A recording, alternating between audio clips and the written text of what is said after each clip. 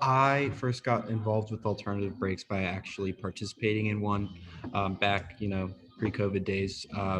I went on a trip to Houston, Texas. We worked with SBP, which is a disaster relief organization. Um, and we worked on rebuilding some houses that had been hit by a recent hurricane there. Um, and I had a really good experience. That was definitely like the longest amount of time that I'd done volunteering work. It's a short window of a week, but in that time you're volunteering like every day, um, and it kind of made me realize like why we have this educational component that leads up to the days before, or the weeks before you go and volunteer. Um, and it made me realize like, oh, I see why it's kind of important to learn about how you should conduct yourself when you're volunteering, and being open-minded, and kind of um, just understanding that there's a lot of opportunity to learn when you're volunteering. So obviously it really personally spoke to me, and I wanted to get more involved, and so I just started doing stuff for the organization. We take new leadership on every year, and we just kind of require that you've participated in one of our programs before. But yeah, that's kind of how I got involved with volunteering. Okay, so for KESM, I got involved. Basically, I heard about it through a group chat. One of my friends, she was a counselor the summer before, and she told me, that it was, one of like the most like transformative experiences of her life. She learned so much from the kids, and um, you know, it was. She reinforced the fact that KESM is like a family. It's not just like an organization that you're a part of. You make lifelong connections with the families, the kids, the other counselors and volunteers.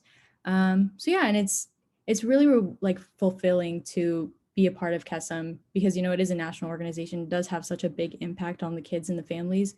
We have kids who are ages 6 to 18, so if they find out about KESM like early, they usually stick with it. So you get to know them and help be a part of their journey and kind of navigating their parents' cancer. So cancer affects my family, and so I really enjoy kind of being a part of um, their journey with them. So yeah.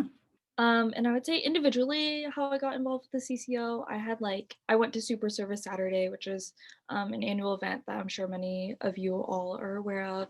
And so I took part in that. And then eventually I became a program coordinator my third year of college. And then I moved up to managing director for this year. And so I would say that I really love the CCO in the sense that there's something for everyone. There's always a different volunteer experience or volunteer need that can really accommodate what the Lawrence community needs and also accommodate what interests you are like having towards volunteering. And so that was something that I thought was really unique. And also the fact that there's a really big dedication towards those specific needs was something that I felt really pulled towards because I felt really inspired by the program that I was a part of, which was a concerted active aware students program. And so now being managing director, it's been really fun to be able to help other program coordinators really learn and grow with their program. Yeah, I found out about Heal through a friend who is the co-president now. And she kind of explained to me how Heal was rebranding because it used to be called MedLife. And so I really resonated with the mission of it. And I didn't really have like, at the time, I didn't have like consistent like service, opportunity that I was consistently like going to. I would just volunteer here and there. And so I felt like through Heal, we'd be offered these opportunities that we could volunteer with throughout the year. And so I felt like I was really making a difference.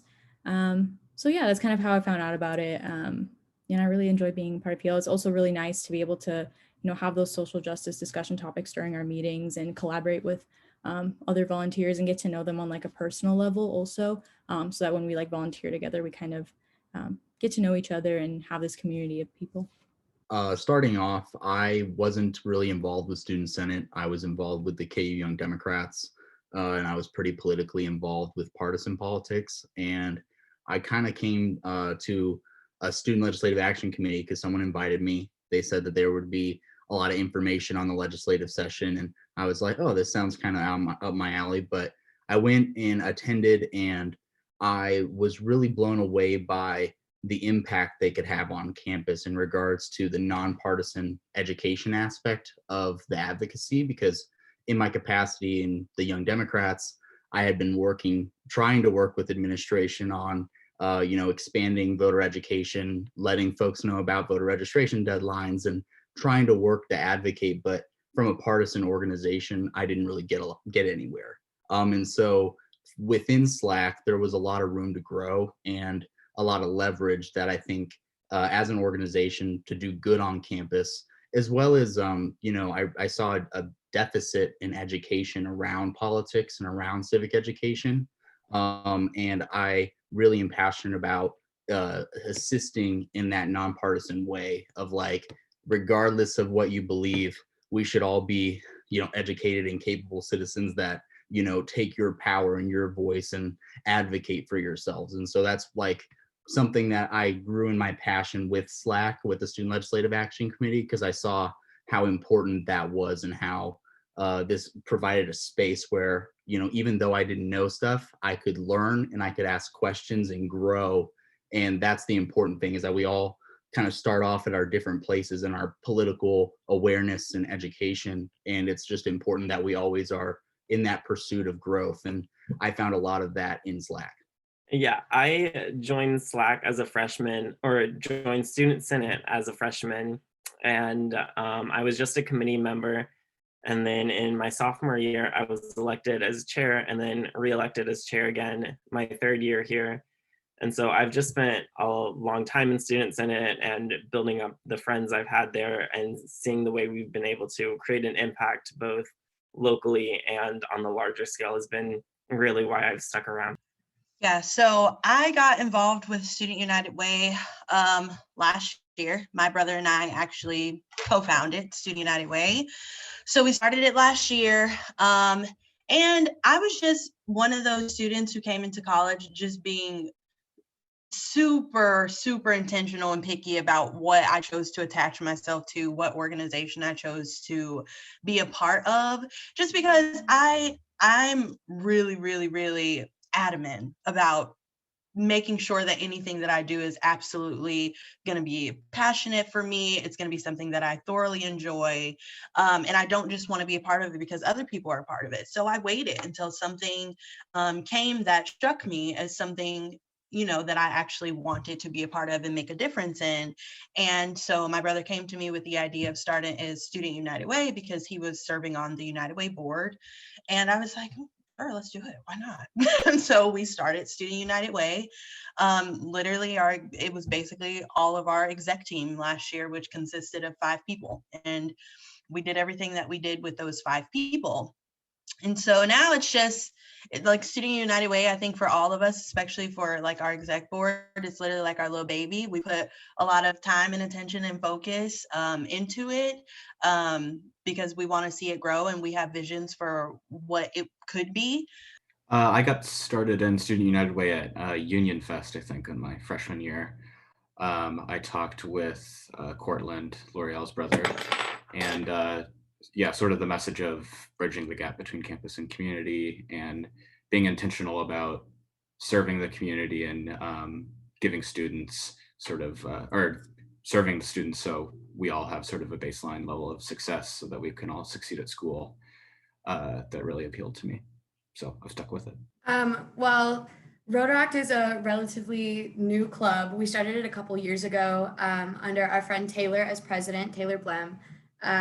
And honestly, the reason I wanted to join or even cared about starting this club, or at least the Lawrence branch of this club, is because so much about this club is about community, whether that be like the community within our club when we get together for social events online or when we used to do in person, our local community and doing service for people here in Lawrence, whether that be volunteering with Just Food or we did Super Service Saturday and we volunteered and cleaned up a lady's house or her yard.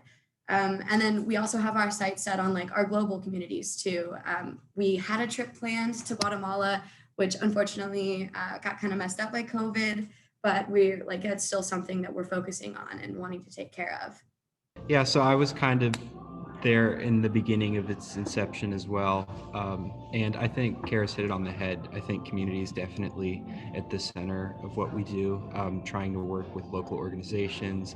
And again, the people who are in the Rotary clubs here happen to just be a lot of the local leaders here, as Karis said earlier, like be it small business owners or doctors, whatever. But yeah, I think that one great thing about our organization is our size. It feels like a tight little community, and we try to do what we can to like bolster that. But I just like to think of Rotaract as sort of a platform to help students be the best leaders in the community that they can be, whether that be plugged in through service through our network or doing some of our professional development stuff, whatever. I think we just equip students to be better service leaders.